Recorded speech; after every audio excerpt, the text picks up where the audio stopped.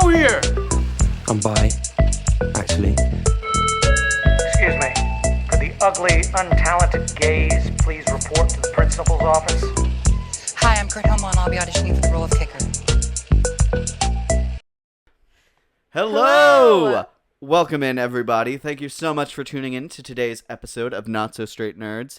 I'm your host, Luke. And I'm your host, Alicia. And today, we are talking Supergirl, the latest DC movie. The second entry so far into this new rebooted DC universe run by James Gunn. I feel like there's a bit to talk about. This was, as those who have watched a couple of our episodes may or may not know, one of the more anticipated movies for us this year.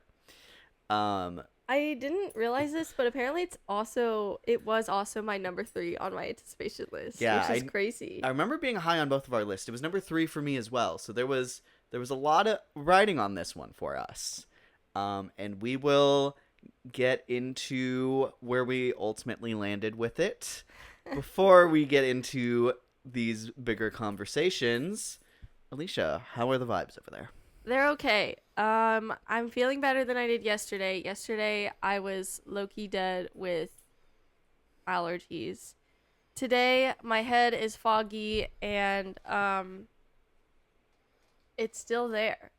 But it's not as bad. I watched like 5 movies yesterday. It was kind of the best. Caught up on Love Island, House of the Dragon. So I watched a lot of stuff yesterday. Yeah.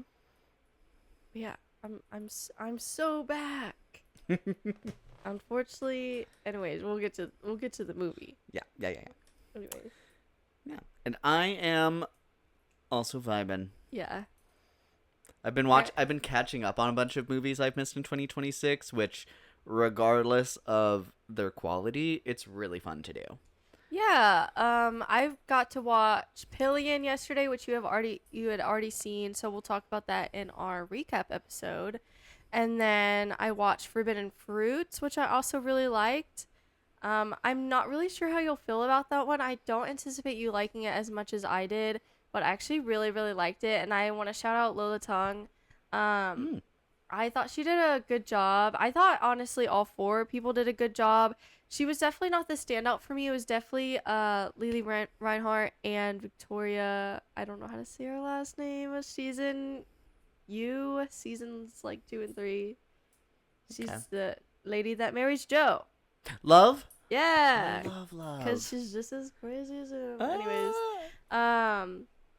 she's awesome in that movie. And Lily Reinhart has a more like subtle performance, I would say. She definitely gets her. She definitely gets her moment.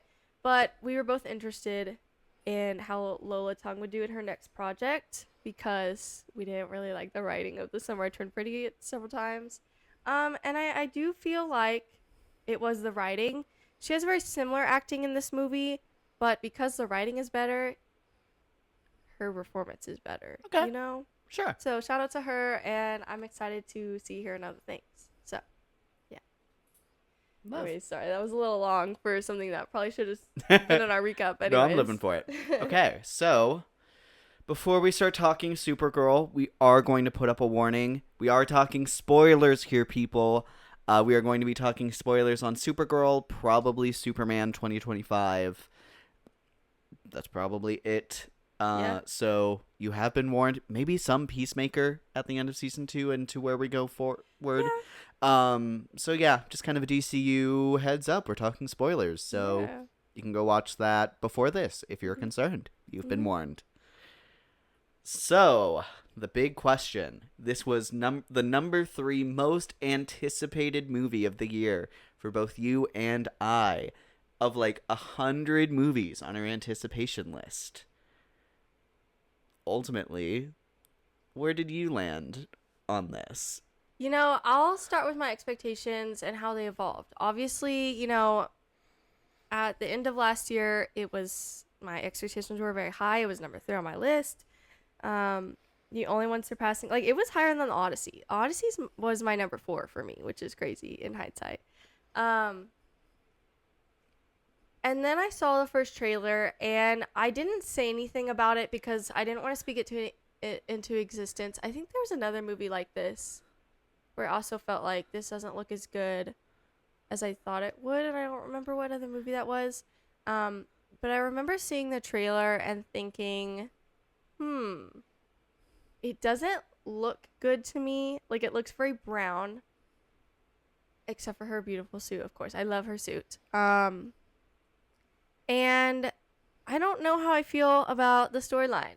It looked not that interesting to me, honestly. I liked the whole concept of, which this is not a spoiler because this is in the trailer.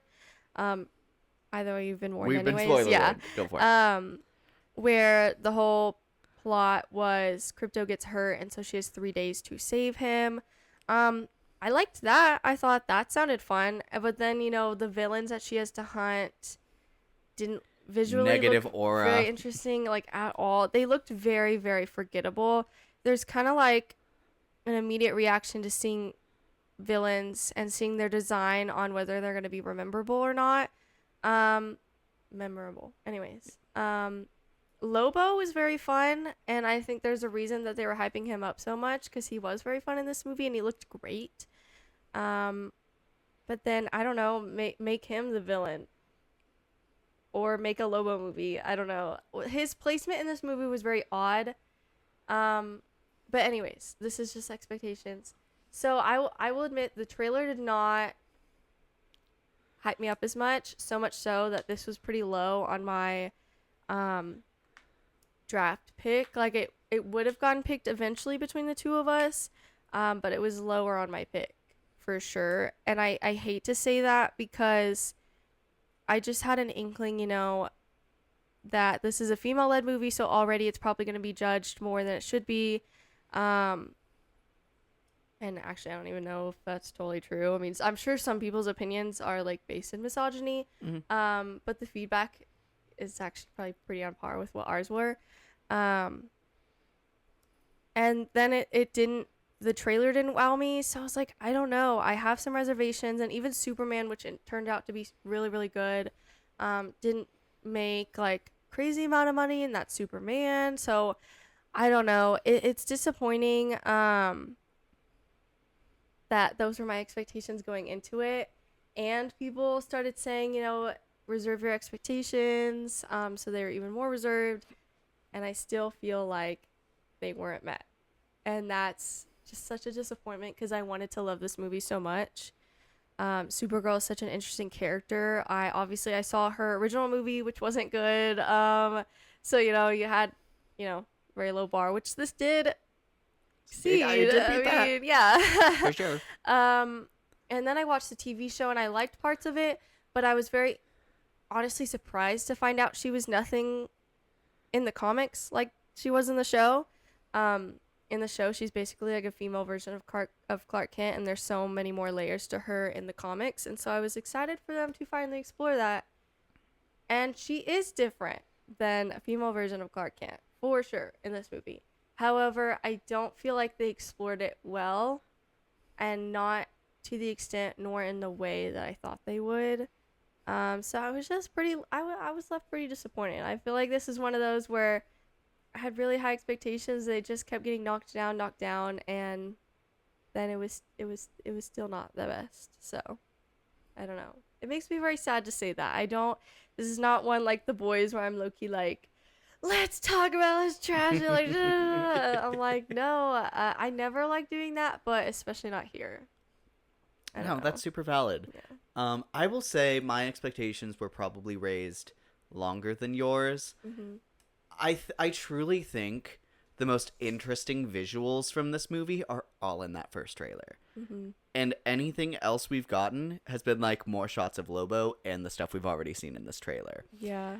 So, and even in the trailer, some of the shots I kind of held reservations because I'm like, It's a trailer. It could get better. Yeah, we hear about how, like, there's that story about how Endgame, the visuals on, like, Thanos in the last fight wasn't done until the day before the premiere. That's crazy behavior. So, like, things can be improved upon. Mm-hmm. But, yeah, hearing the feedback from critics, And then seeing everyone's audience reception generally being like, it feels really unfortunate that we can't really know what to expect from this Yeah. because there's just such a big history of these female-led hero projects being completely dismissed or broken down for the wrong reasons. Yeah. And so, like, you can't really prepare yourself because you can't trust what a lot of these sources are saying. Yeah. And I'm definitely in that boat. Hearing everything, I remember we had talked about it, and I was like, I feel like my expectations for this movie is, like, I'm going to enjoy it a little less than I enjoyed the Marvels. Mm-hmm. And I enjoyed the Marvels pretty solidly. I did too, actually. So I was like, I'm expecting it to be a little under there. I love Millie Alcock as Supergirl. I think when she was cast, I loved her after she aged out of her role in House of the Dragon. I was like, I need to see more of her. She's so good. Mm-hmm. And then we saw the little glimpse of her in Superman, and that made me even more excited for this movie.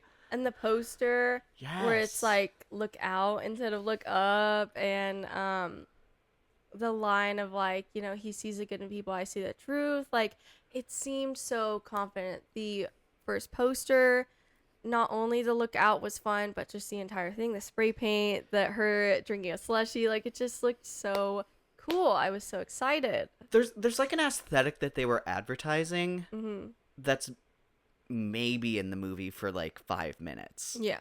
And it's a real bummer because I don't find anything super fun to replace the aesthetic that she's bringing in with this character. And even towards the end, I feel like it's not giving any indication that she is changing. She's just like less of herself throughout this movie. Yeah. And it feels bizarre.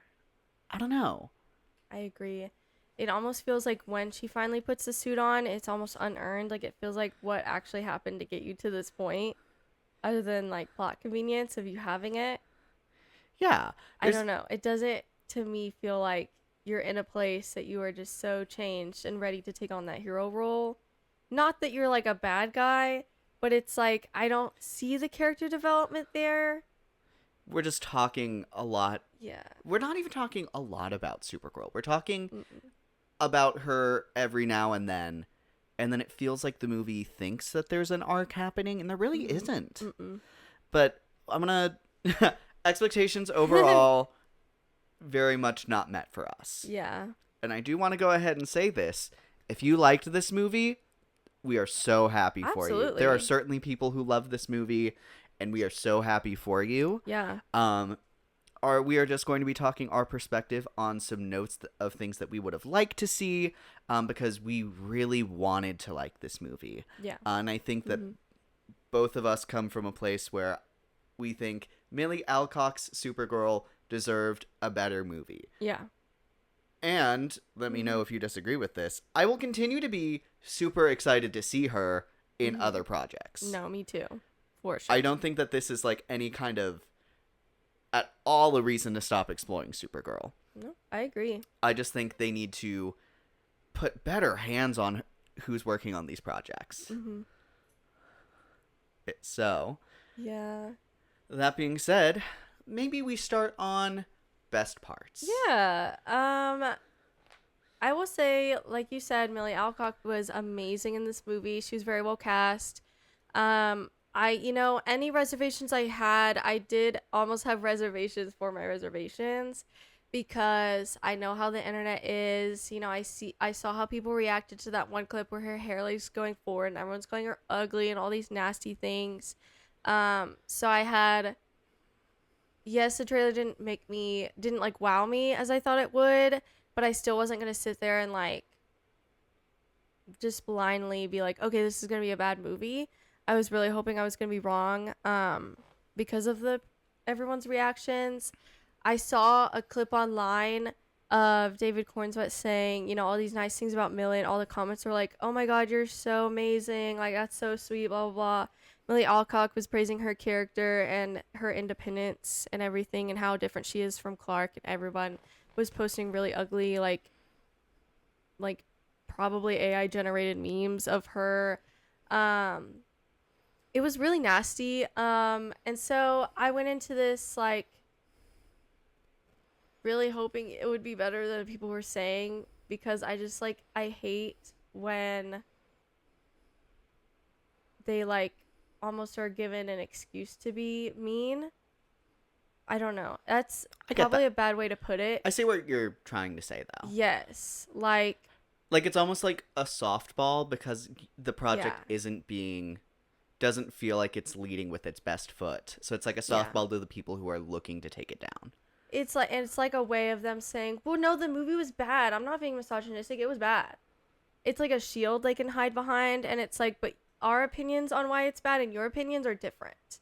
You don't like it because you hate women. We don't like it, and here's why. There's actual valid criticism against it. And we love the main character and are rooting for her, and she has been great in other spaces and will probably continue to be so. So I think that's a big difference there that should be pointed out.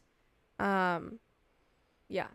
But I will say I wanted to shout her out because I think she's amazing, and I'll always root for the girlies, and especially those that play such a big role that are inevitably going to get a lot of nasty hate. Like, I am happy that she seems to have a good support system and a good cast and crew around her.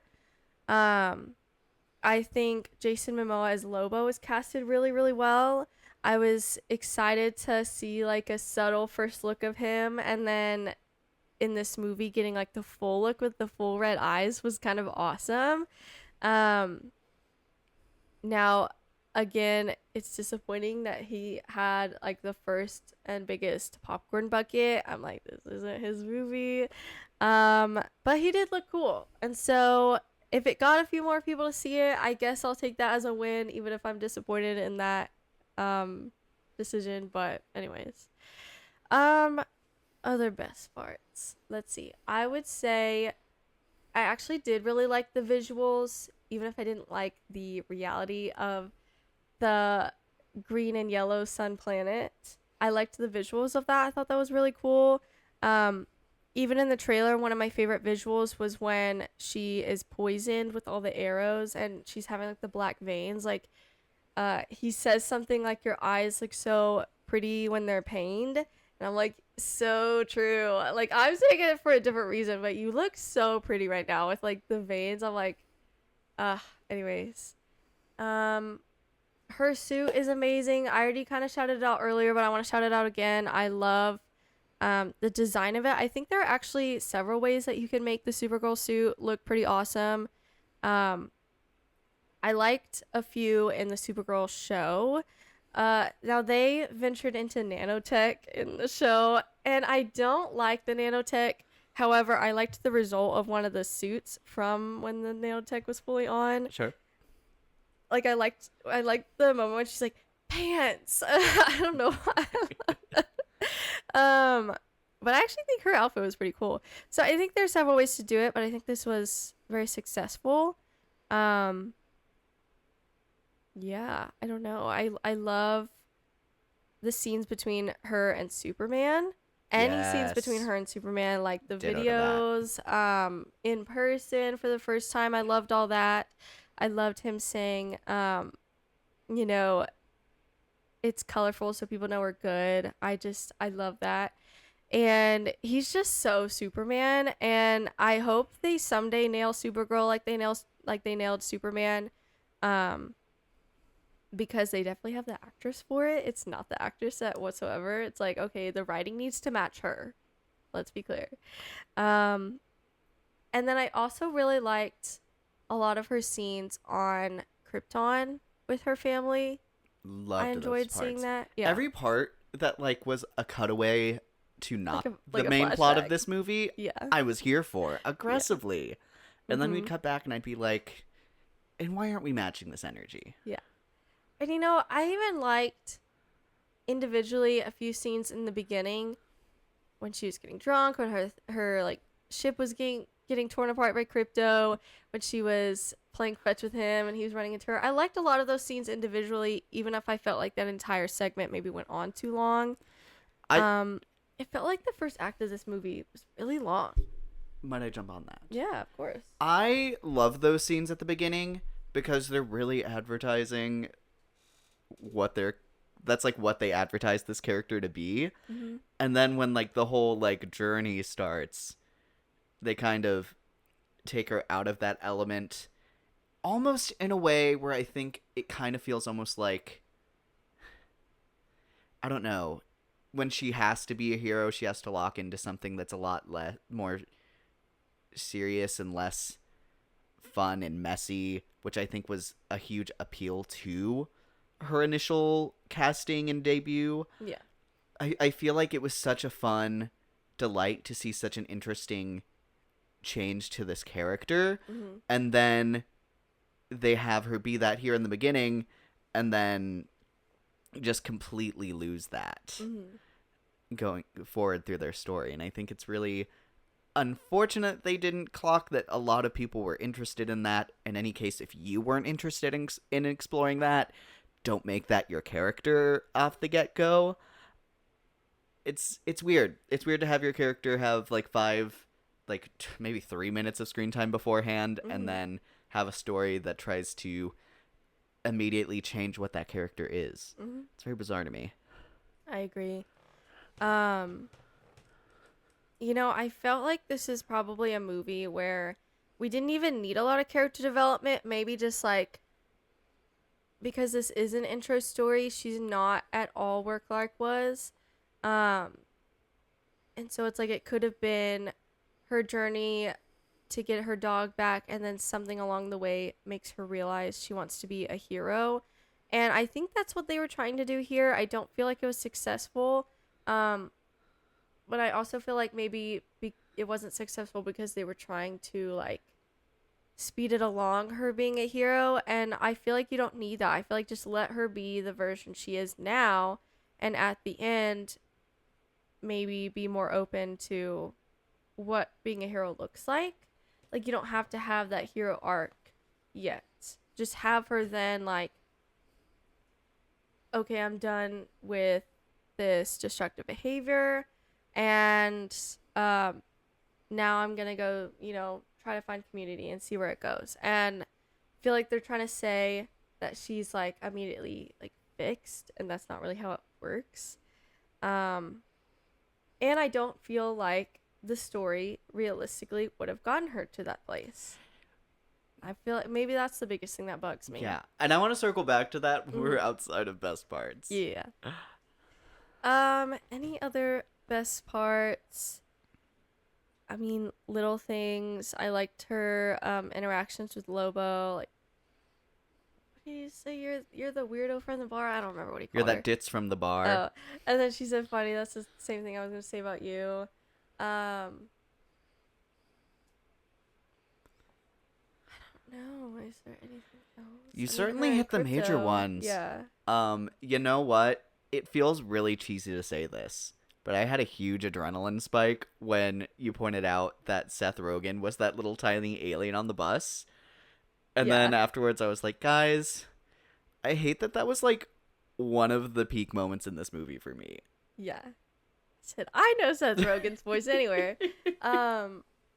Speaking of that scene, I didn't like a lot of that pirate raiding scene.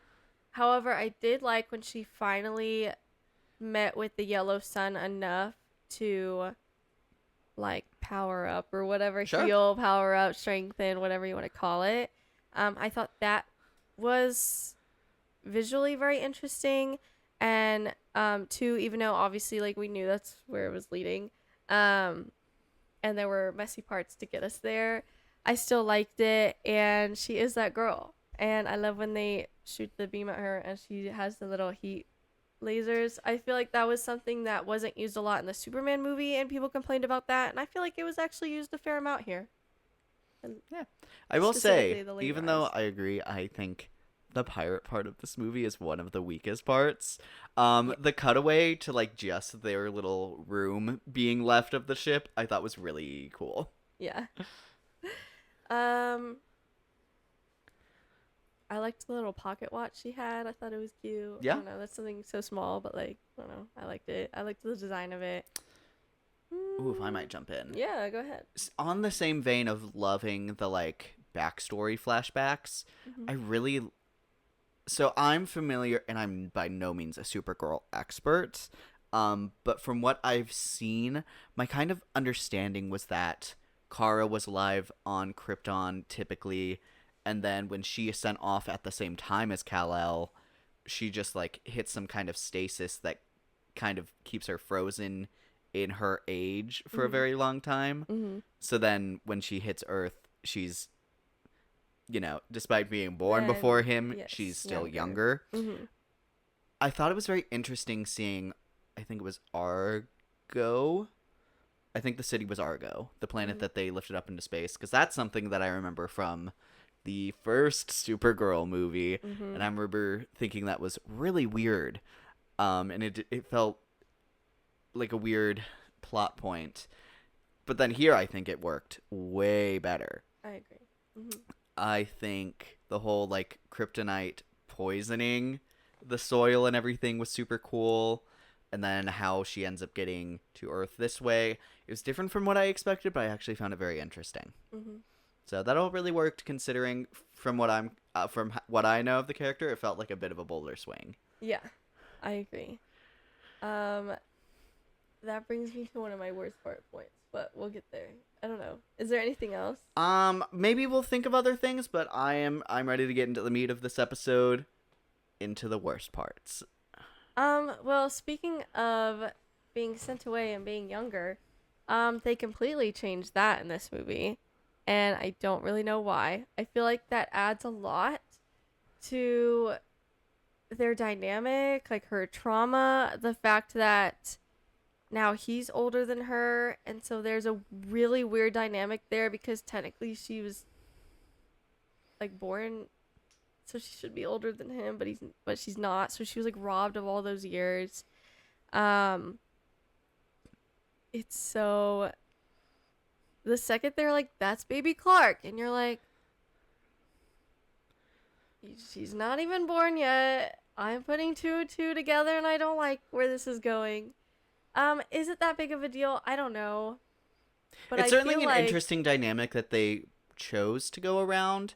and for what? I I'm mean, I will wondering. say, ultimately, I think the most interesting part of that dynamic is that Kara is way more attached to Krypton and in their people than he is. Yeah. And ultimately, with their change, she still is. Mm-hmm. And I think that they do it in a way that adds a lot more like sadness and trauma, which is like they almost survived, but then they ended up just dying slower, which is heartbreaking. So ultimately, I'm fine with that, with their change. I think it keeps the important stuff. Yeah, I just feel like there's an added layer with almost like he's taking care of her, especially because she has bad habits from her trauma. Even though her entire like purpose for being sent away was supposed to be taking care of him, I feel like that adds such an interesting layer. I don't know.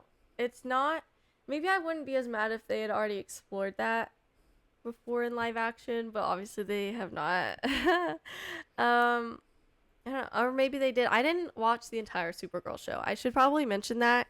I've seen clips, which is how I know about the nanotech thing, but I did not watch that far in the show. I watched until the one guy love interest left, which was, I said, I don't want to watch this show anymore. He was like low-key the most interesting part of the show. And he was also Kai from Vampire Diaries, which you don't even know yet, but you're about to. Anyways, he's such a little psychopath. I love him. Anyways, he's crazy. He's crazy, but he's so funny. Anyways, very different from his character on Supergirl. But I do love that they're married and have a child in real life. Fair. I love that for them, especially for her. Anyways, enough about the TV show. Let's get back to the worst parts of the movie. Do you want to bring her up or should I? Let's make sure we get her name right. Yeah. Ruthie.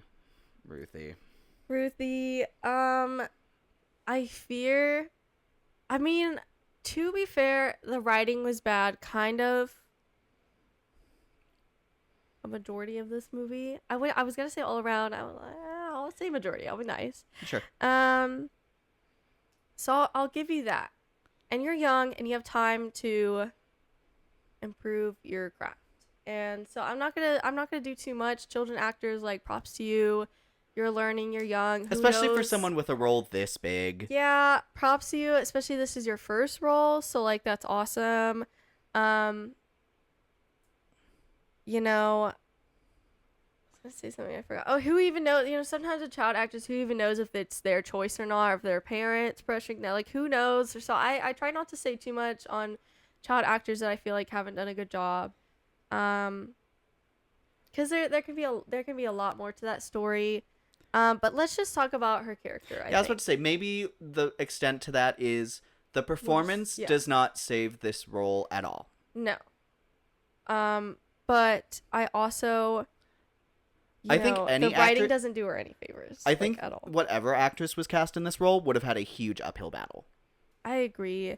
And again, that's a lot to put on anyone, much less a child actress, much less someone in their first role. Like, she was given a lot, her first go around. So she was kind of set up for failure, and I'll give her that.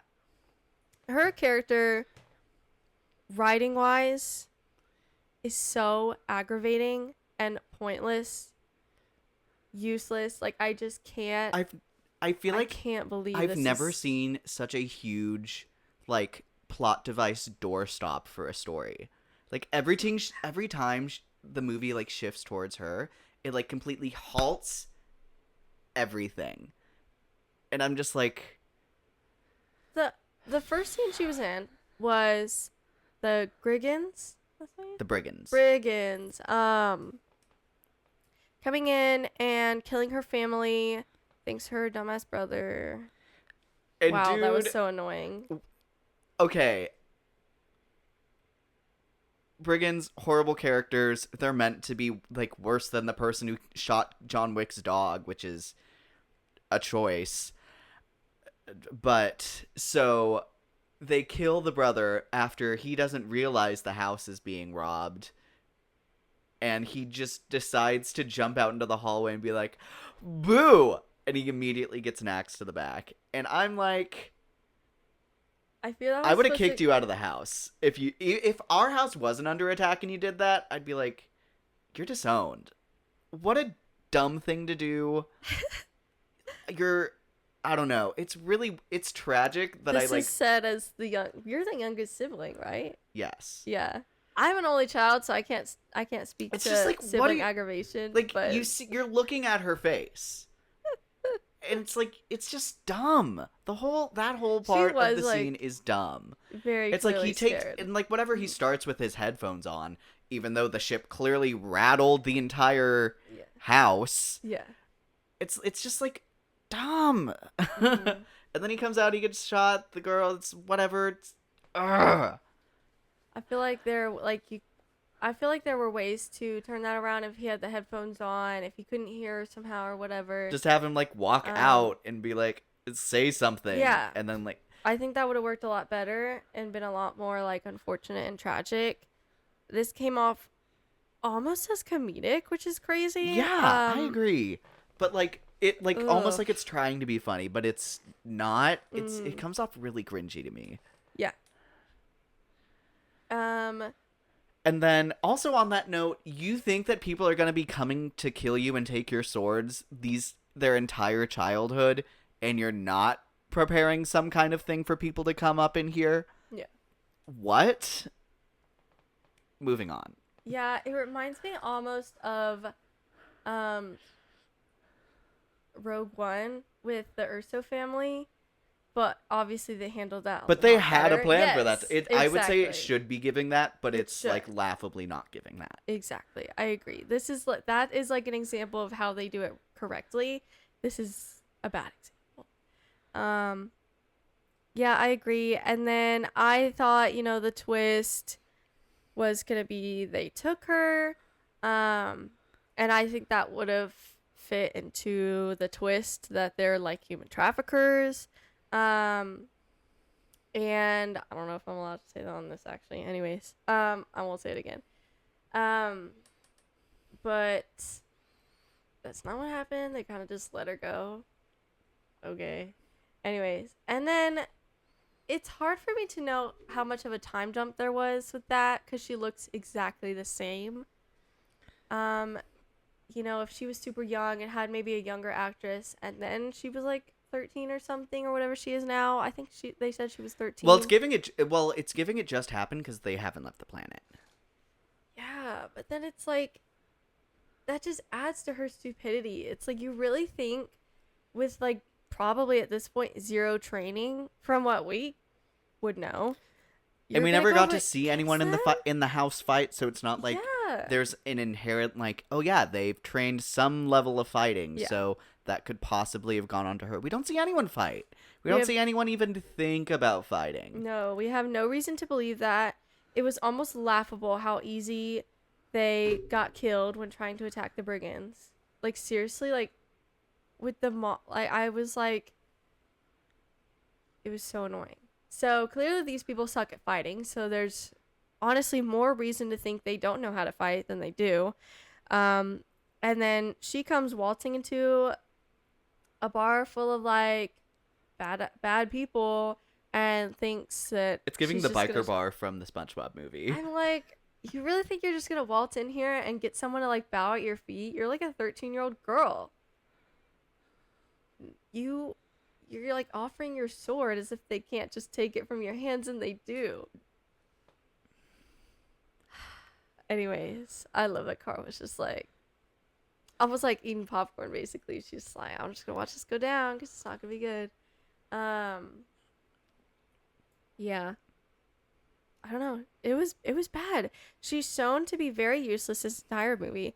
I loathed the scene where the brigands, they're, Supergirl and Ruthie get betrayed by this family because the brigands have their daughter, and so they were gonna trade. I don't know, maybe pick one or the other. Clearly you two didn't have a good conversation about this because you are not on the same page at all. And then it just turned out really poorly for you. Because now you don't have Supergirl in a position where she can go with them because she's not passed out. And also then she's not at her full strength, so she can't fully help you. Get her out. Like, you actually did the worst possible choice here. Anyways, and then the brigands kill all three of them, the parents and their daughter, which was horrible and pointless. It's like, why did we have to see that? And they narratively made the choice to make that Kara's fault that he lived long enough to do that, and then they don't have her feel bad about it at all. So it's like, yeah. What? Yeah, and then they have Ruthie objectively get in the way of Supergirl defeating them.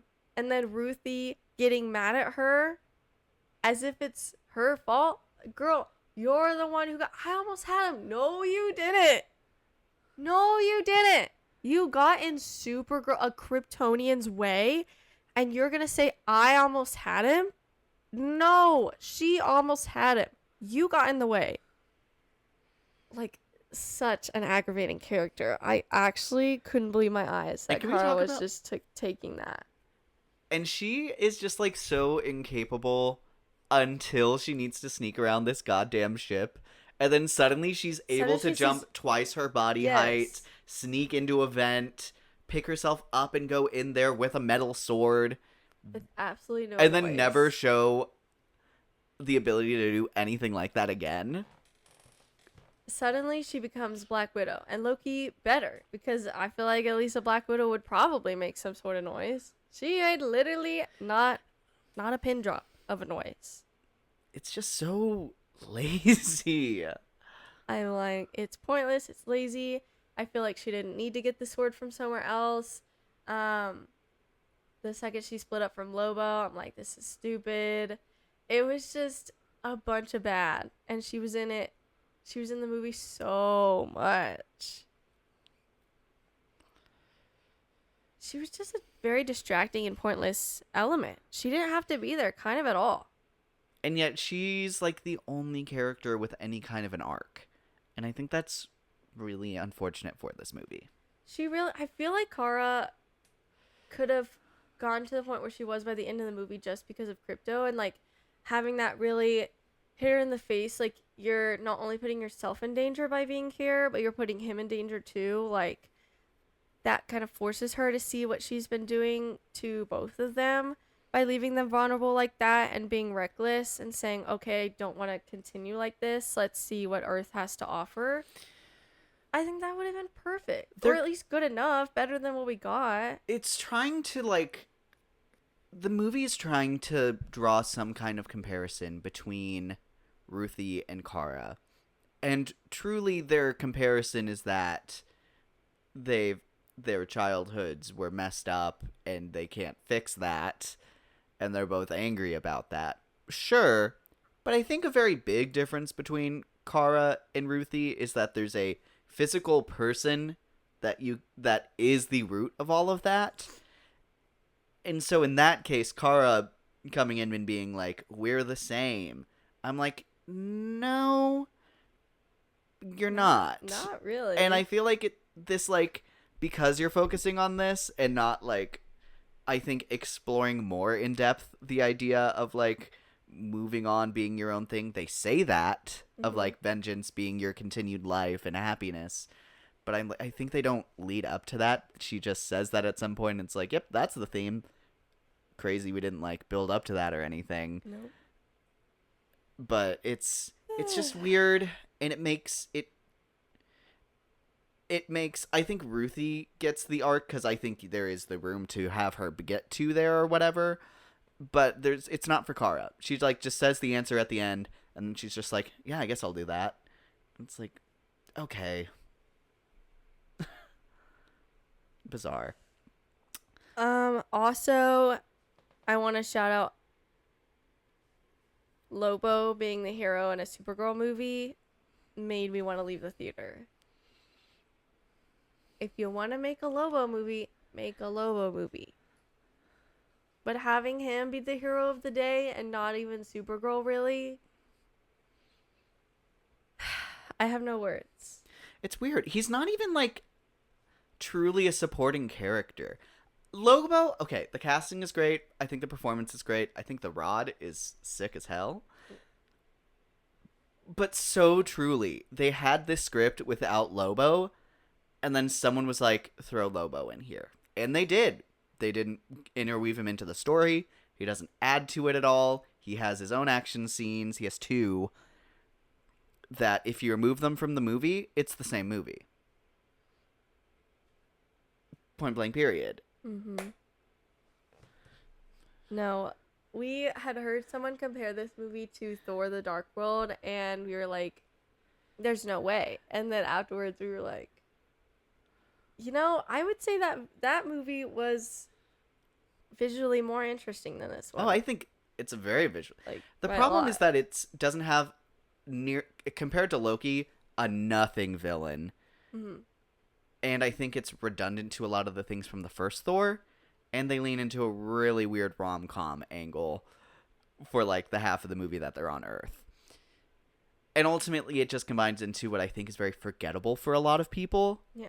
As someone with maybe a little bit of a better memory, I think that movie's fine. But this, I think this is a lower movie than that. Yeah. Because because this movie, I think parts of it are forgettable, but more so, like, script, visuals, action, I think it is all very lackluster. Like, I just can't believe James Gunn signed off on this, really. Like, I would say it's to an extent where it's like James Gunn watched this and was like, someone at some point told him that, like, he can't direct all of the movies he wants to, and he was like, okay, I won't. Here's Supergirl. Like, it's almost giving that. Yeah, I've seen that too. I've seen a tweet where it's like, someone told him he can't do it all, and he said, okay, I'll let someone else do it.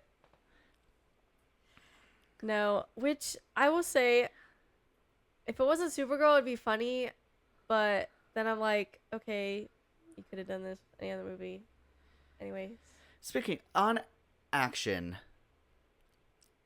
Supergirl, the Supergirl movie, and for it being your second movie, is not really the place I would have been like, we'll see how good it is without me. That's not really where I would do it. Yeah. I feel like you don't have a good enough foundation for that yet.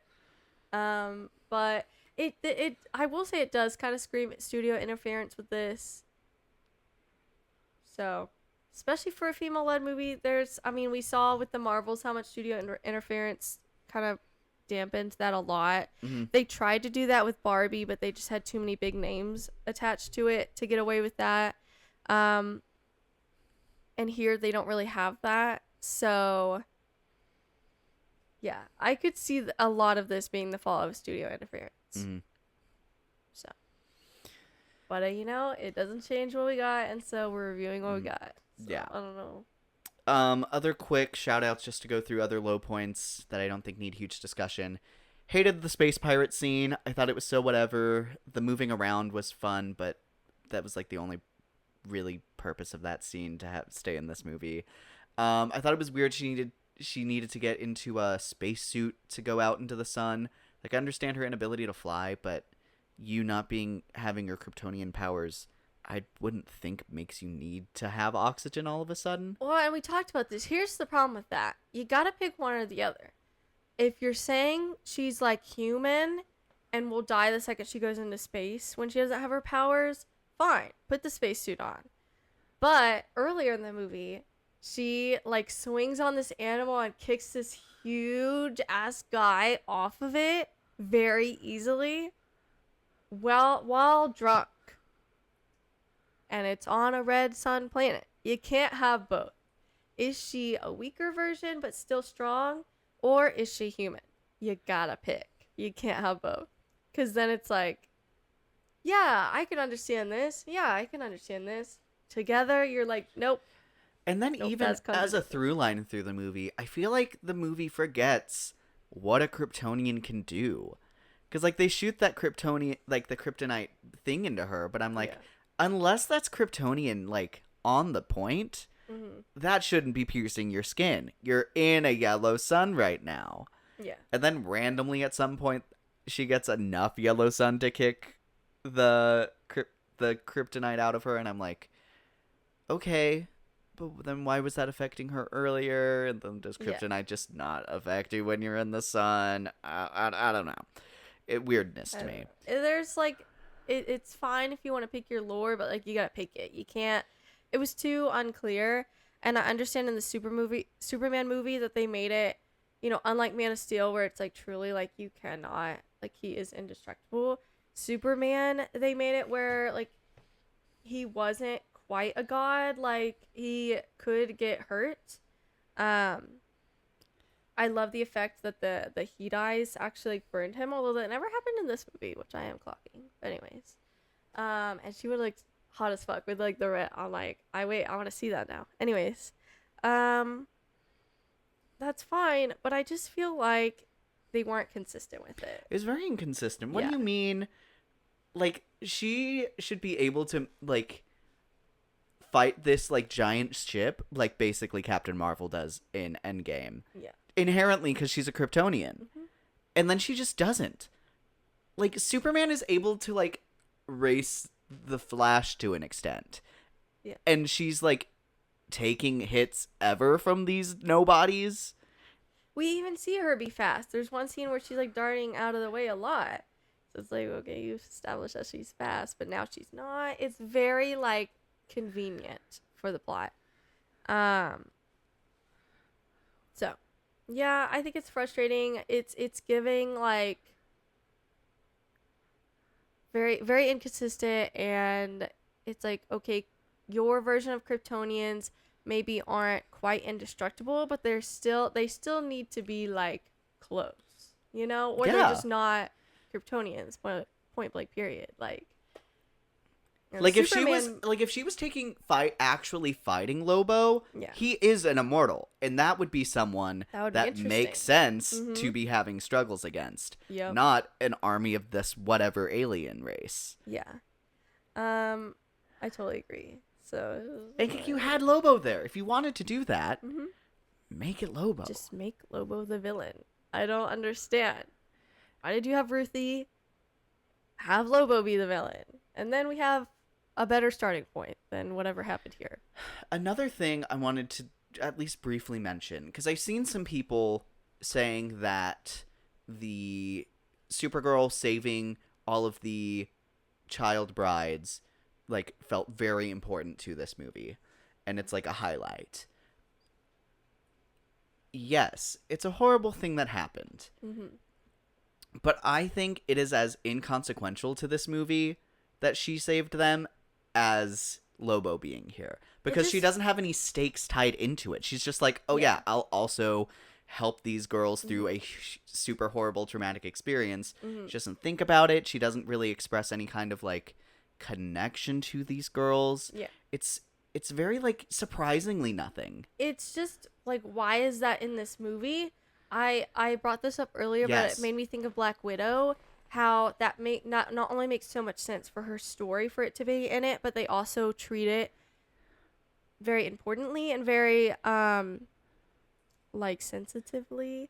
And I don't feel like any of that was done in this movie. I feel like they just threw that in almost like an afterthought, and that's just really gross for such a serious and dark topic that could be triggering to a lot of people. It's like, okay, then do it right, and they don't. It's like, I'm not against, like, these things obviously happen in the real world. That's why they're put into these stories. But they're like so serious that you just can't put it in your movie with no purpose.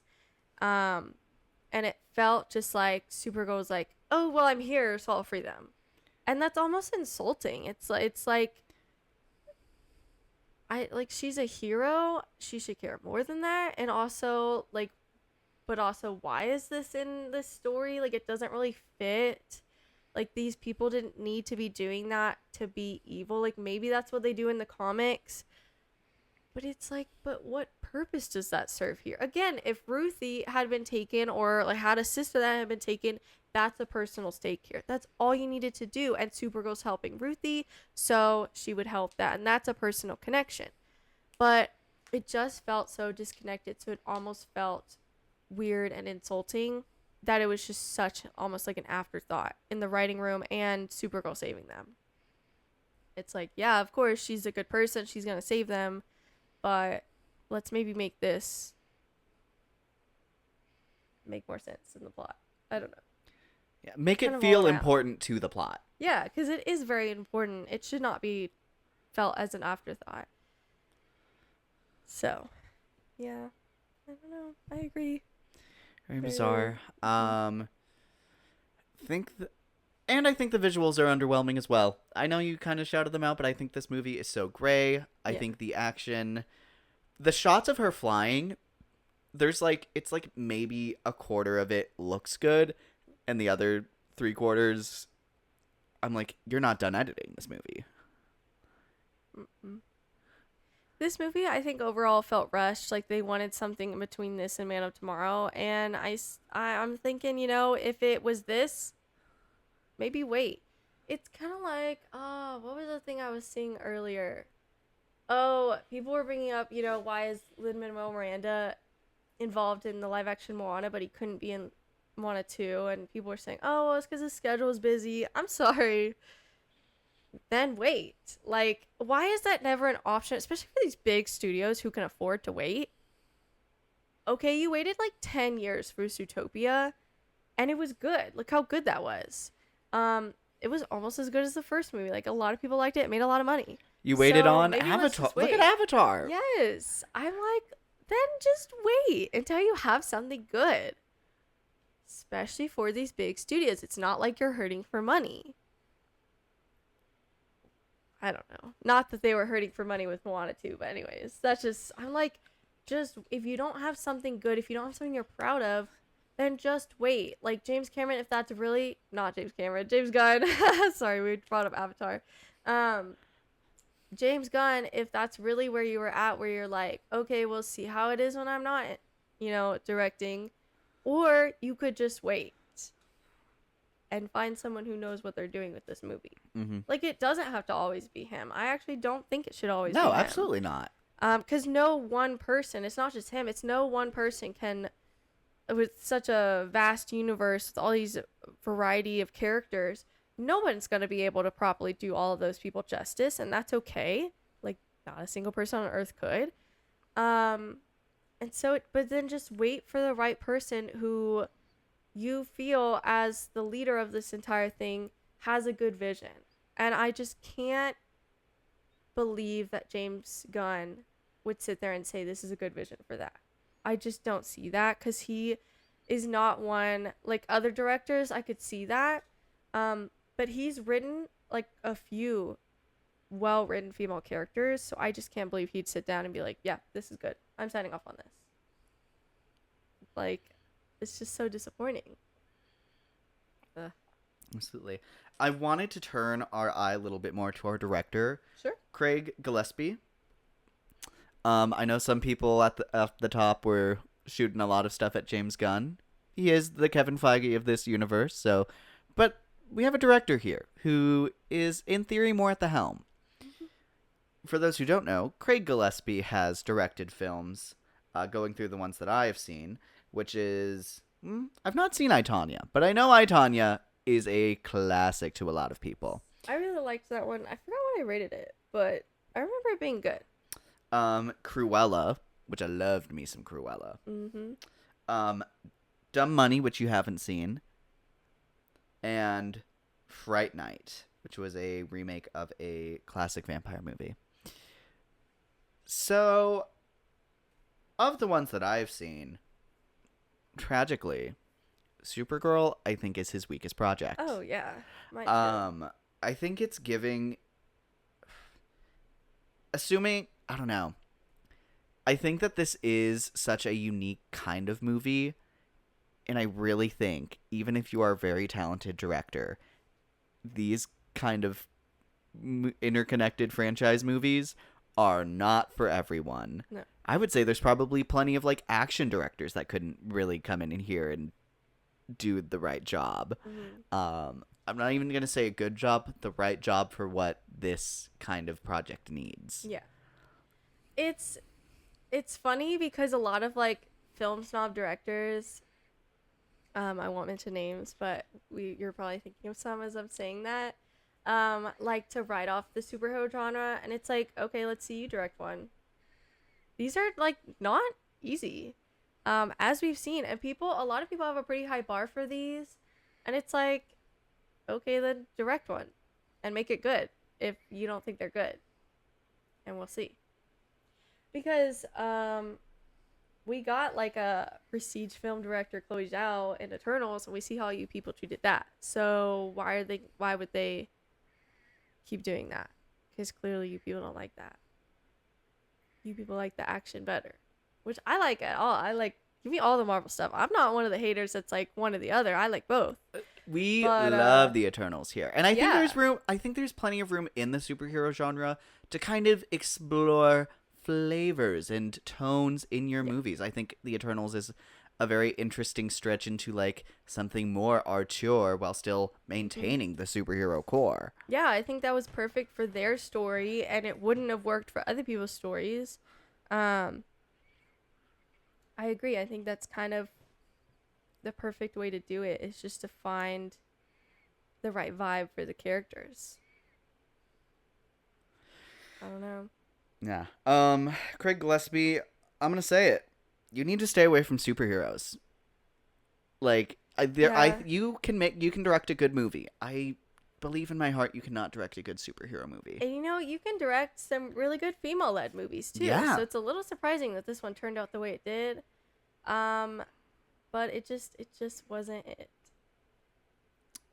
Well said. I feel like at some point someone compared Supergirl's vibe to like Mad Max, and I'm like, I wish. I mean, that's clearly the aesthetic they're trying to go for the Brigands. Yeah. But it's not landing because they have no aura. Yeah.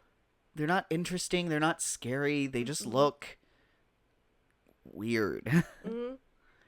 They're giving more like Sid's toys from Toy Story. Yeah. And they think they're giving Mad Max. And they're not. They're just not. No, I agree. I'm like, I wish it was giving Mad Max. I see maybe they're trying. Didn't really turn out the way they thought, though. For sure. Okay. Shooting back to our outline. Oh, and writer you mentioned. I will say. Oh, just because it was a female writer, so it's also like, okay, how did we do this character so dirty? We had a male director. Everyone's like, oh, it's because it's a male director, but then I was like, oh, but he directed these two movies which were really good. So I don't know.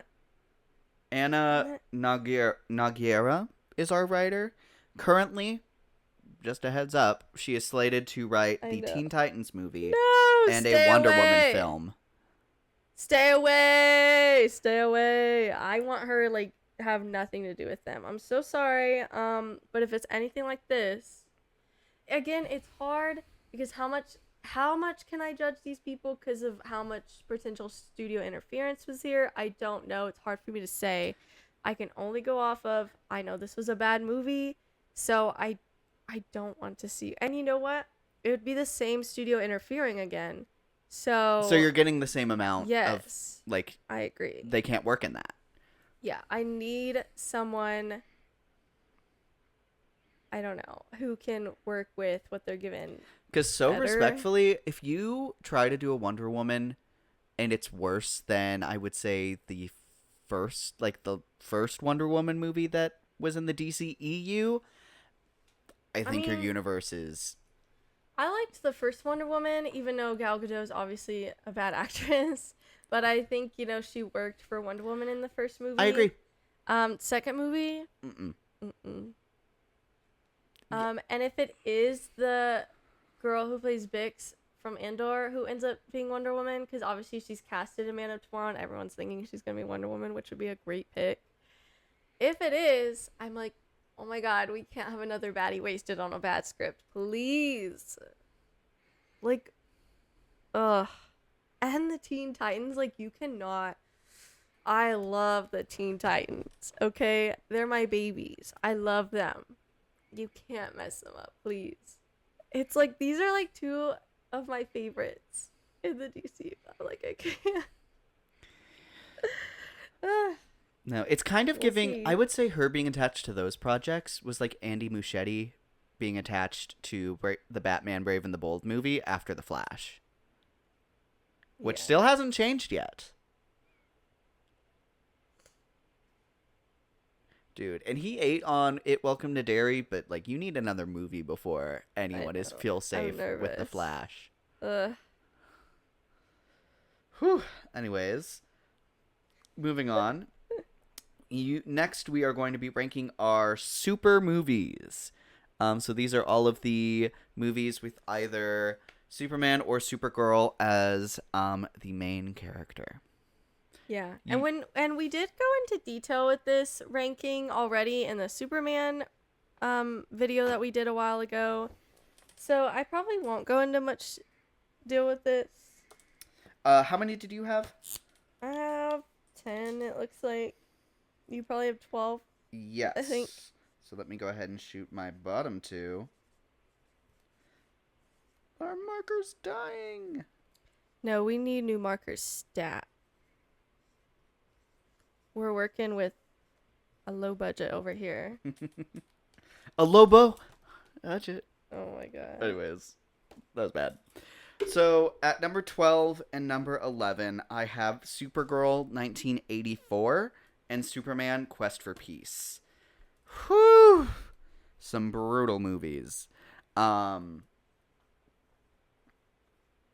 also see some defenders of Supergirl, the current movie, being like, oh, well, everyone was just wanting this movie to be basically what this original movie was. And I'm like, no, this movie's also horrible in like every single angle. So bad. Ugh. And then Quest for Peace, Superman, you be throwing all the nukes into the sun and then fighting Superman with long nails. I'm like, what are we doing here? A kid told you to throw all the nukes into the sun and you said, okay. Sure. Light work. No, there's a reason they took a break after this one. Yeah, my bottom was also the 1984 Supergirl. I gave this 1.5 stars. I'm so sorry about it. You look gorgeous. Your suit is also cute. I like it.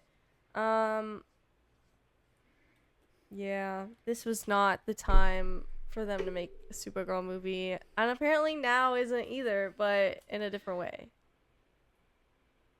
Anyways, it was Now's not pretty the bad. time for them to make a Supergirl movie. You could so make a good Supergirl movie right now. Yeah. My number 10, I have the Injustice movie.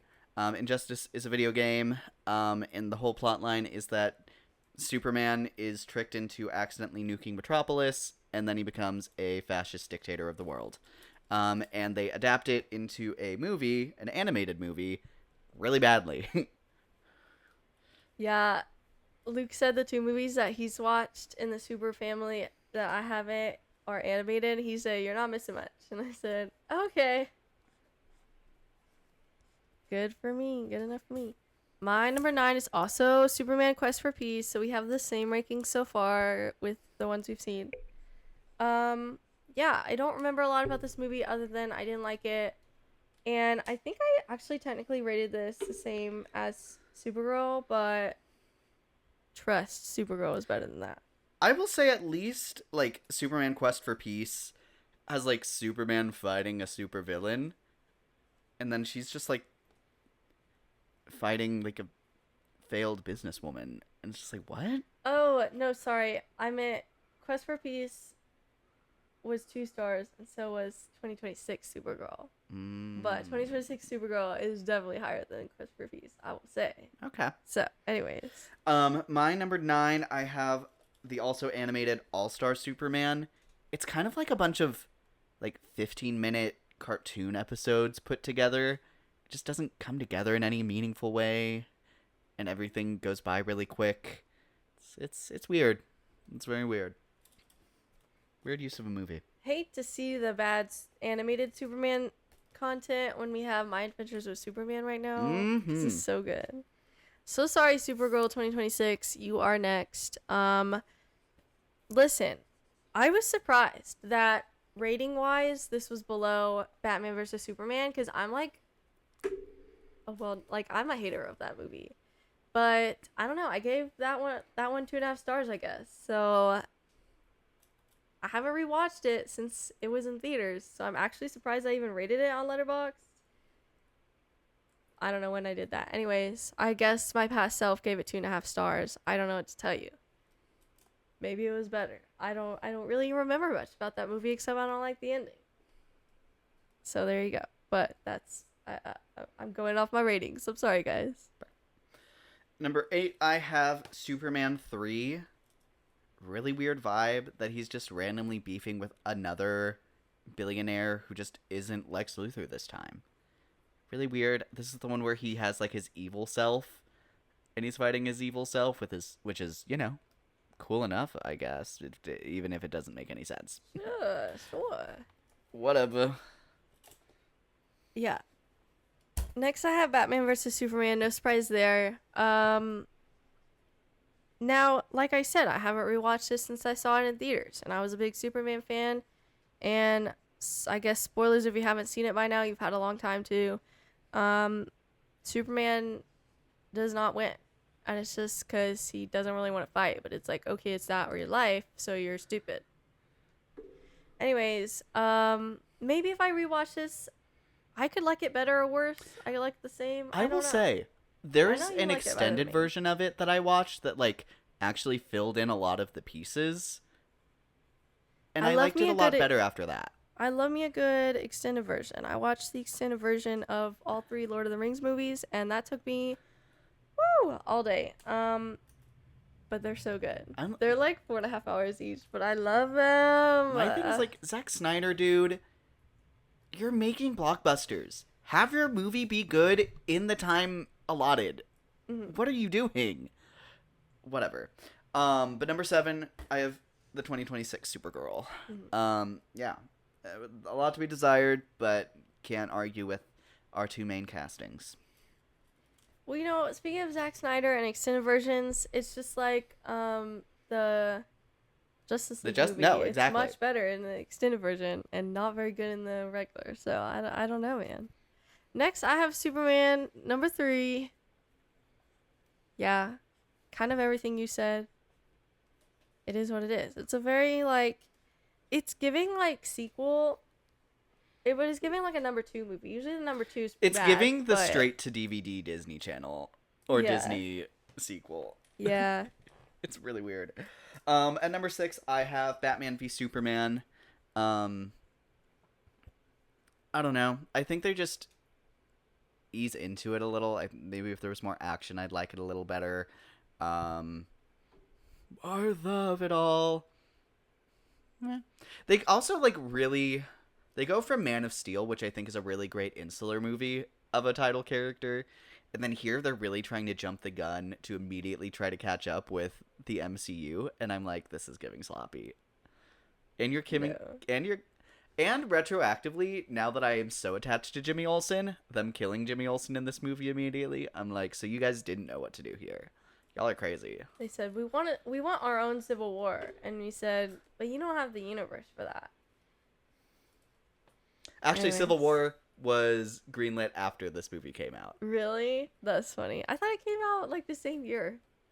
I think this one might have been like greenlit, and then it was definitely Kevin Feige taking the idea from They said DC. we have the team for this. We can do though. this better. Yeah, he said we could do that, but like better. Next I have Man of Steel. Honestly, this was okay. The last time I rewatched this, is it the Superman I want to see? No, not really. But for what their vision was, I actually thought it was solid.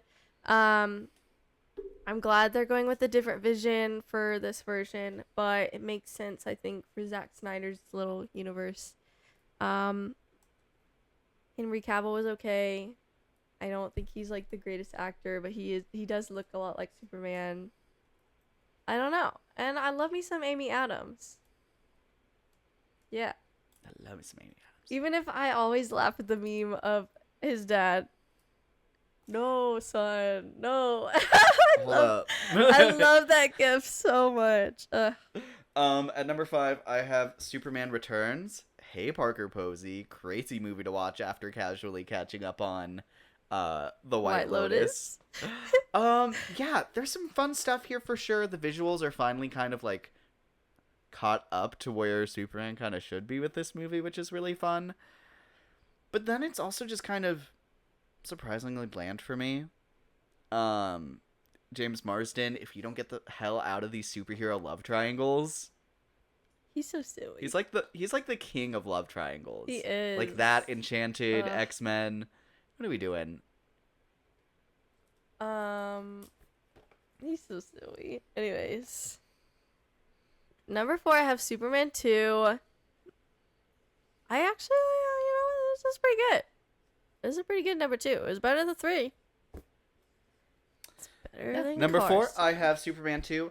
I Yeah. completely agree. I think Zod was a surprisingly really cool villain. Yeah. I think he worked really well, especially, and the way they incorporate Lex into this one as well, where he's like a secondary villain, but he's still there. I think it's really fun. I think here the visual effects show a lot more than the first Superman movie, which is a bummer, but great villains. The cast continues to do great work. Really solid. Mm-hmm. Number 3, I have Superman Returns. I liked this one. I was like, you know what? They took their time and they came back when they felt like they had something good, and I think they did. I think they were successful, and I wish, more movies would take their time and release things when they feel good about it. Well said. Anyway. At my number 3, I have Man of Steel. I am a sucker for this movie. I understand. I'm a sucker for the version of Superman that's like actually straight off the page of the comic books. I do enjoy what he's going for here. It's a very different take on Superman, and I'm ultimately glad that we veered away from it. I think this was that Superman at his best. And I enjoyed it. It's a little fun outing into a different version of Superman. But I'm glad we circled back. And then we're obviously going to have the same top 2. I don't know if they're in the same order. I kind of forgot how we ranked them last time. But they're both there. It's both original Superman titled movies. But I have the 1978 version in number 2. And the first one is the most recent one, 2025 version. I love, and I mean love, both of these movies. I think it's just a shame that I do ultimately think the 1978 version is of its time visually, although I do think the visuals are a lot better than other movies at that time and even afterwards. It's kind of surprising how sometimes it holds up pretty well. Obviously they have like the outdated sexist like way of him showing off his x-ray vision. Eye roll. Sorry, still gonna judge you for that, even if I can also in the same sentence acknowledge it's clearly of its time. Whatever. But my number one, it's so good. It has the same like hopeful vibe as the original. It has somehow an even more charming, I would say, Superman, and I'll stand 10 toes down on that. It has like such a weird like comic book vibe. It has a lot of whimsy. Yes, which I it has love a lot me of some whimsy. And it has a lot of fun side characters. I mean, Lex is great. Lois Lane is at her best here. Mr. Terrific is one of the coolest, like, I didn't know about him before this movie, characters ever. We got a version of Green Lantern, Hawk Girl, like, so much fun in this movie. So many fun sets. He fights the evil version of himself. Like, there's just Crypto. Like, there's so much to love about this movie. I think I still have it at 5 stars, even if, like, it's just a perfect movie, whatever, but it's perfect in my heart. I love it.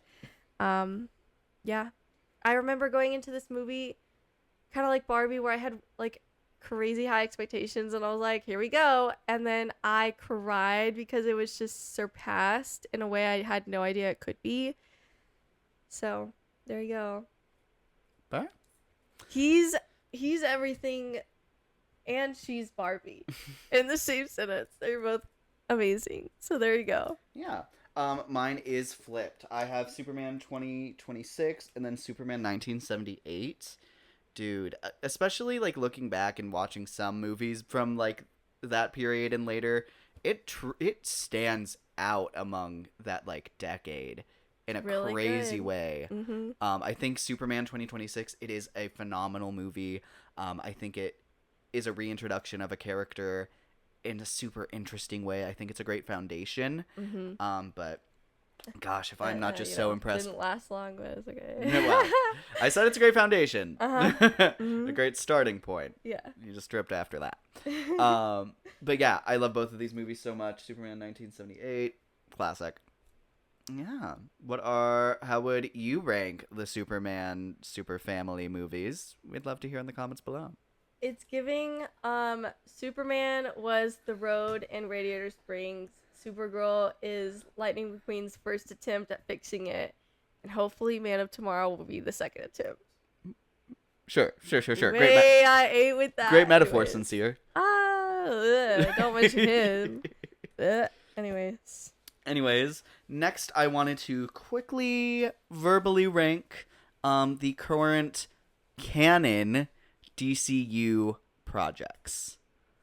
Yes, so obviously in theaters there's been Superman and Supergirl, but canon, per James Gunn, we also have The Suicide Squad, which is the most recent version, Blue Beetle, and then both seasons of Peacemaker and the first season of Creature Commandos, because the second season's not out yet, right? Correct. Okay. I feel like that would be one where I would like miss. Yeah, but it doesn't. So Okay. I will quickly go through. Mhm. I'm curious to see if there's any discrepancies between you and me. At number 7, I have Creature Commandos season 1.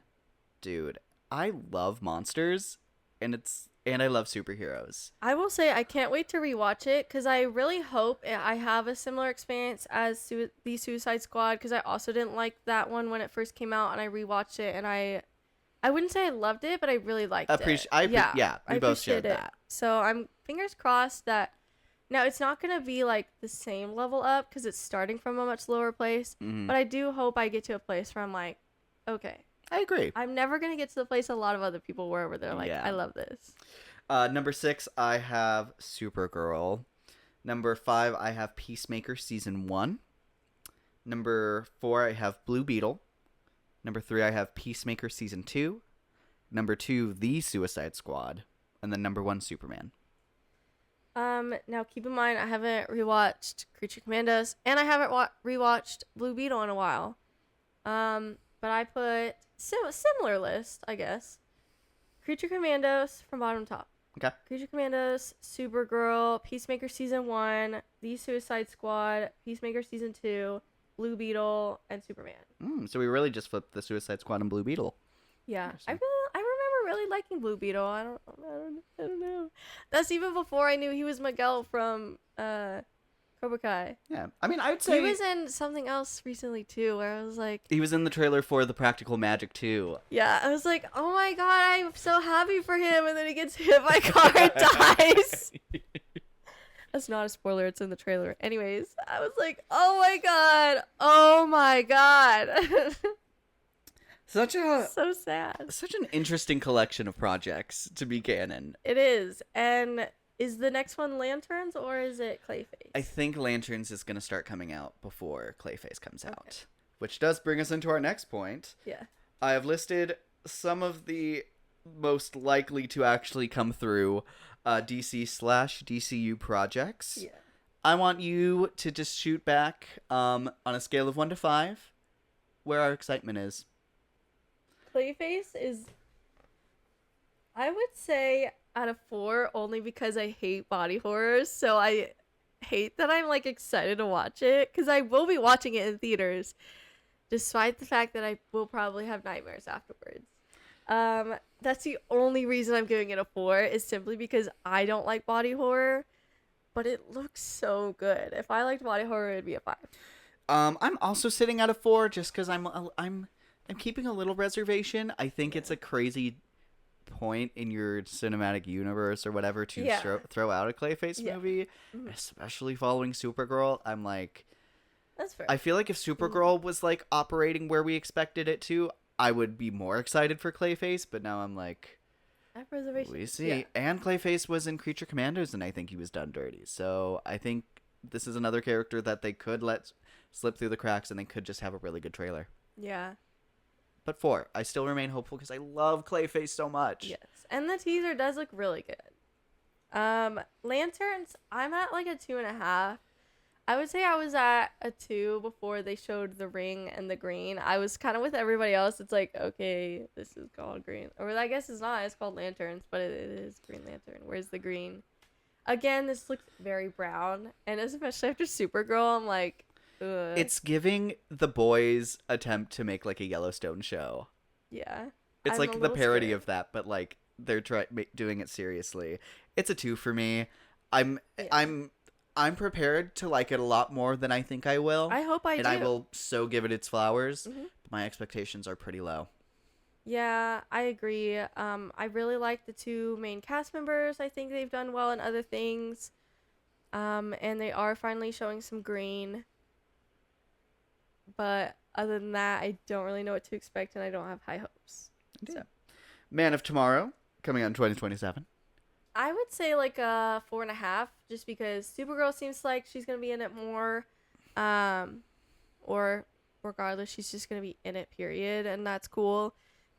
Which means probably Crypto's gonna be in it a little bit. Lex Luthor has a fun thing going on, it seems, with the His suit. suit. Yes. I loved the first Brainiac. Superman. Yes, I love Brainiac. This, yeah, I this don't is know. a I'm 5 for hyped. me. I'm very excited. I think Yeah. James Gunn at the helm again. I think he killed it with his first entry. Yeah. Yeah, and he knows how to do a series of movies. Look at the Guardians. Mhm. People love Guardians too. Yeah. Yeah, I agree. Next we have The Batman Part 2. I'll still say a 4 for this one, just because, I have been like, okay, this is taking a while, but kind of like what I just said multiple times throughout this video, I would rather them, wait until they have something good, and I'm hoping that's what's happening here.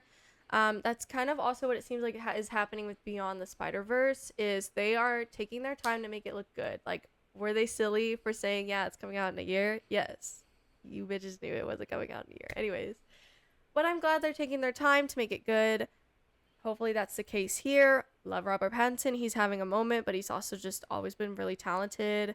I'm gonna miss I'm gonna miss Catwoman, I'll be honest. I really liked her in the first movie, but I'm sure there'll be other fun characters.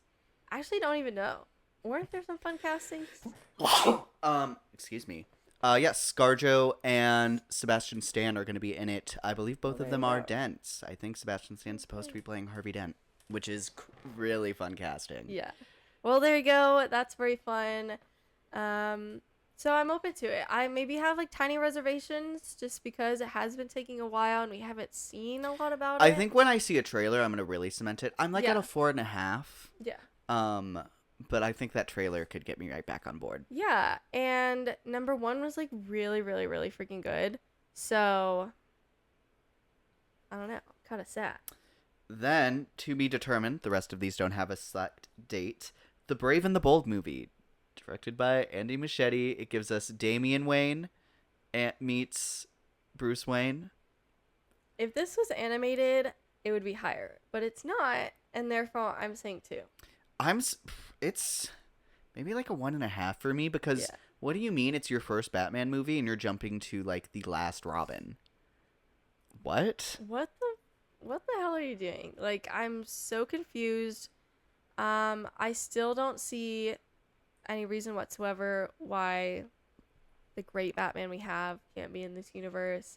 You don't have to have them interact for a while if you don't want to, but like, then what's the point? Like, you're kind of like dampening each other by having 2 exist at the same time. It's confusing. Absolutely. It's stupid. It doesn't make any sense, and I'm not here for it. I don't want it to exist. I'll be honest. I hope this gets canceled, even though it probably won't. And I love Robin, but again, yeah, I agree. It's like, why are we skipping straight to him, and why are we skipping to the last one, like, to start out?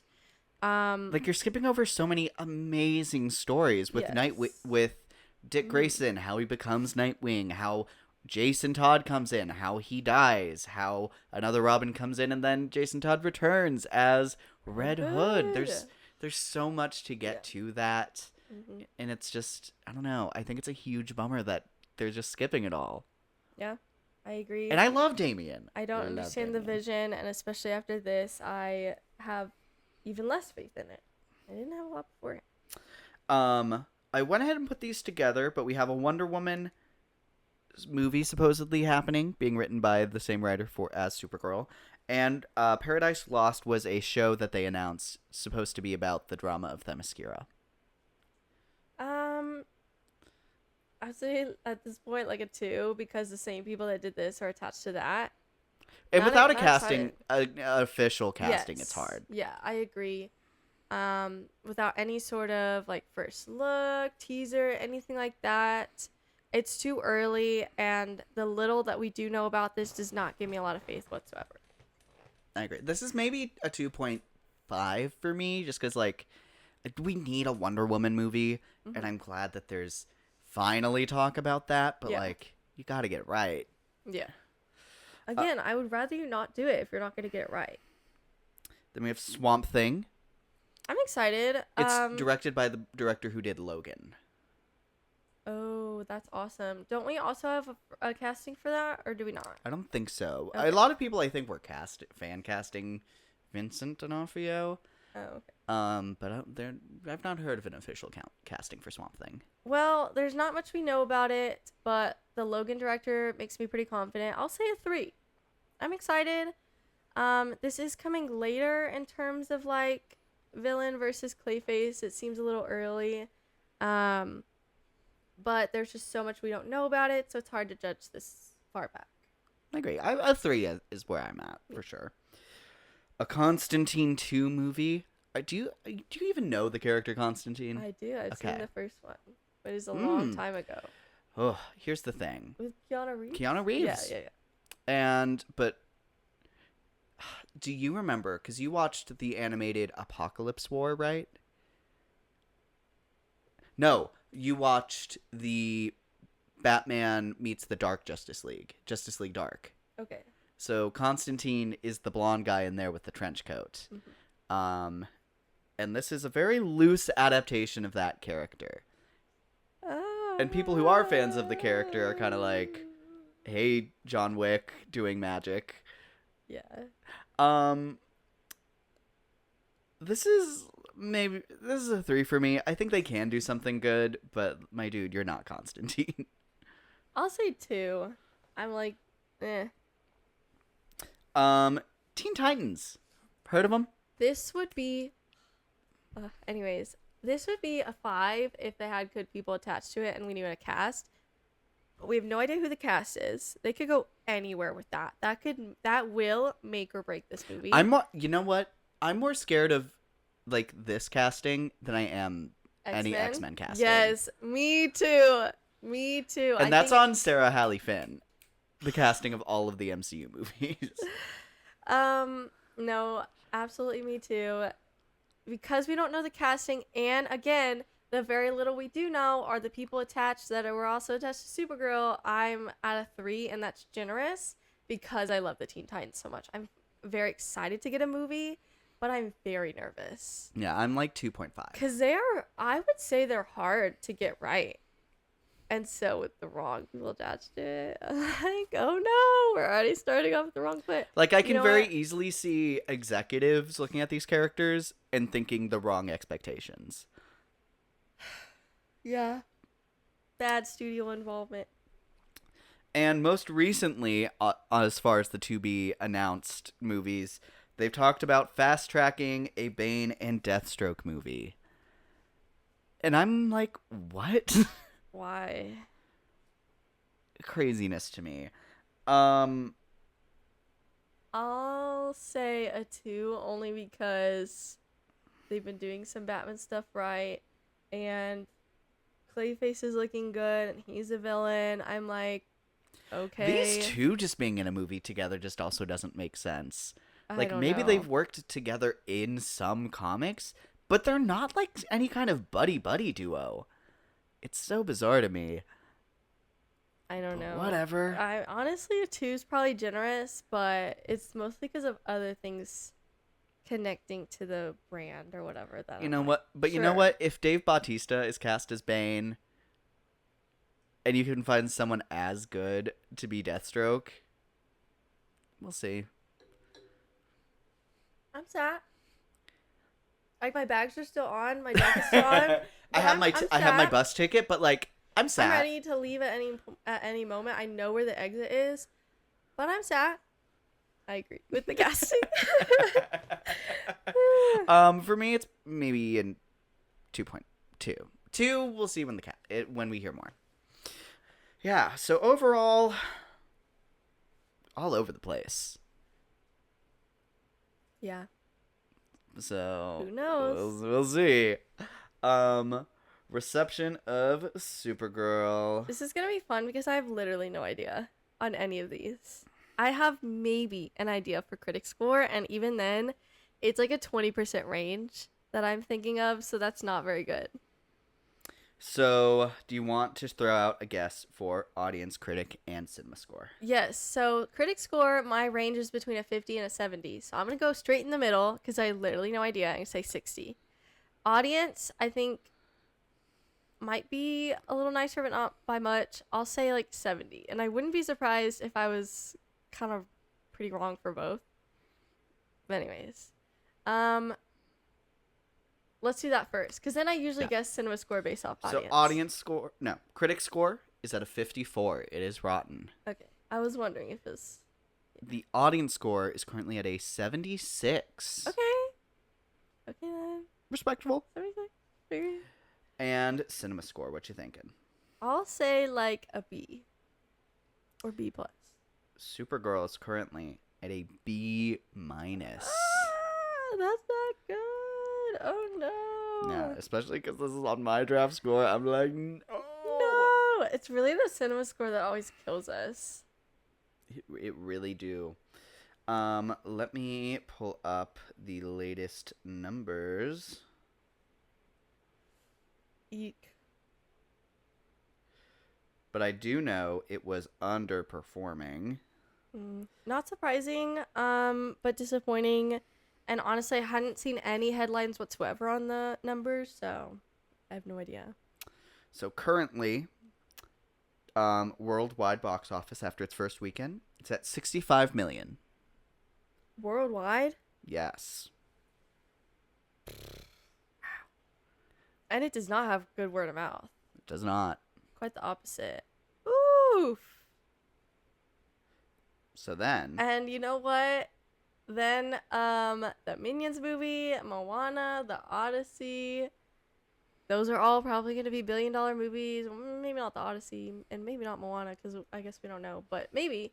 Minions definitely is. And then Spider-Man Brand New Day. So they've got a month before they have like a superhero movie competing. But I feel like people who wanted to see this are probably going to see it. and I fear it's not giving rewatchable. No, definitely not. Not to most people anyways. Ooh. I'll go ahead and lock Okay, in. go ahead. I'm gonna say 200 mil. Also kind of thinking that.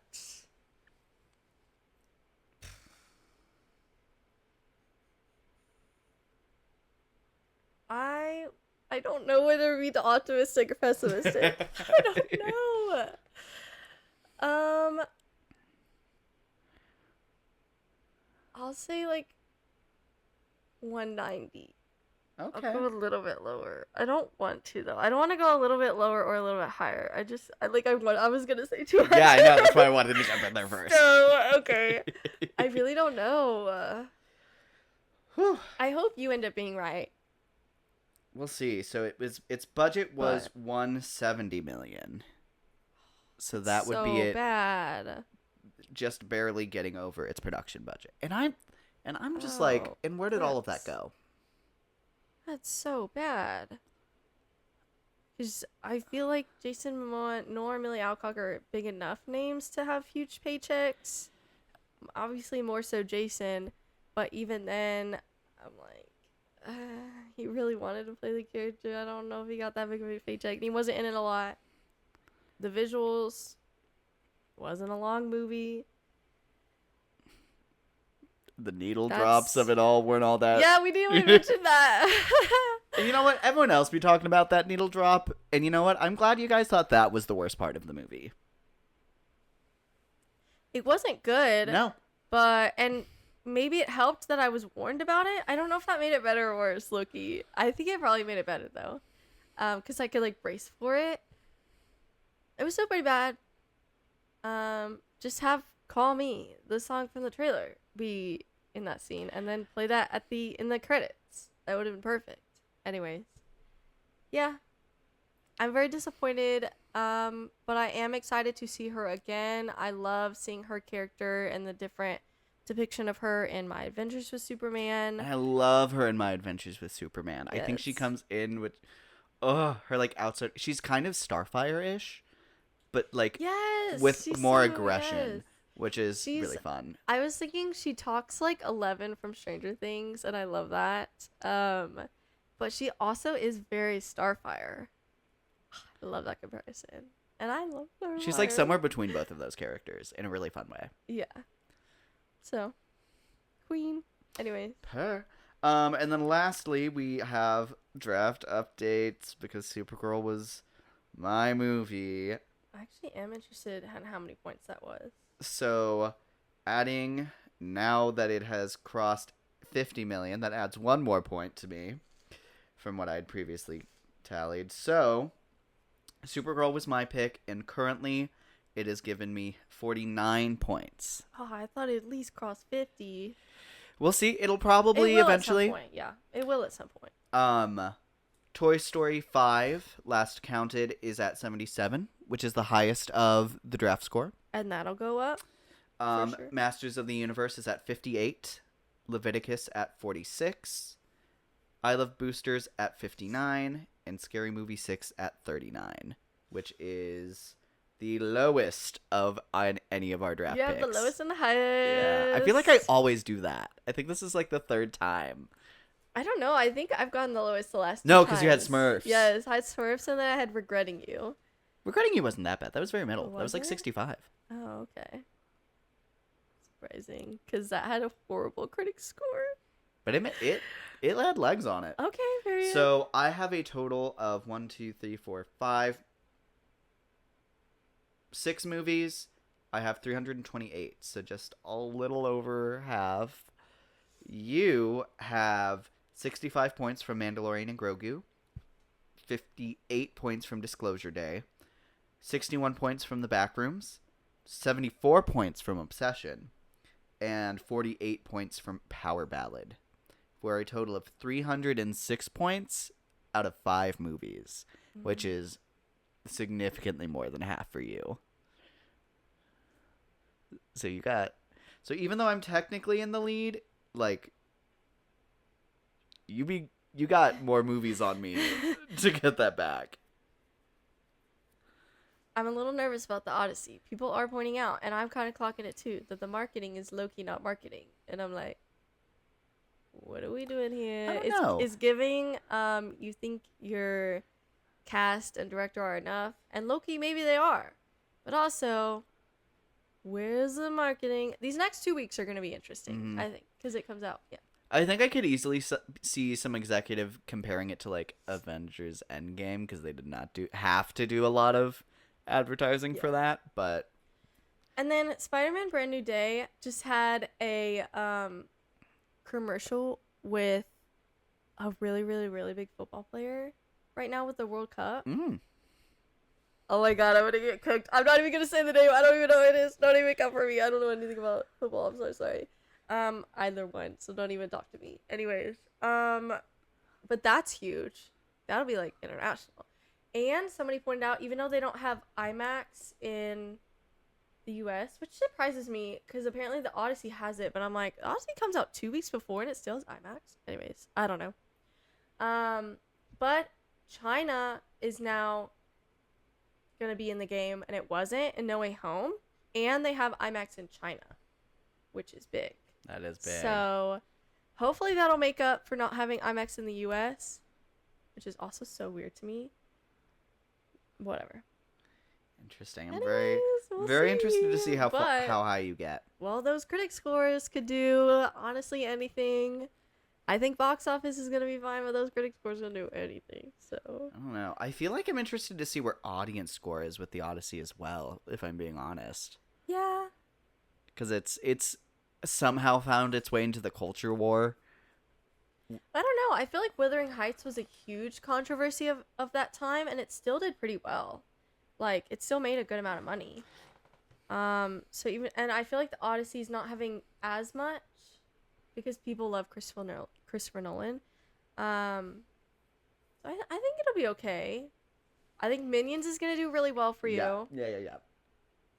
Moana, we both have no idea. It could go either way. They do still have Lin-Manuel Miranda for this one, and he's amazing. But will people? I have no idea. Anyway. Yeah. We'll see. So that is going to wrap up our conversation on Supergirl. It is currently in theaters.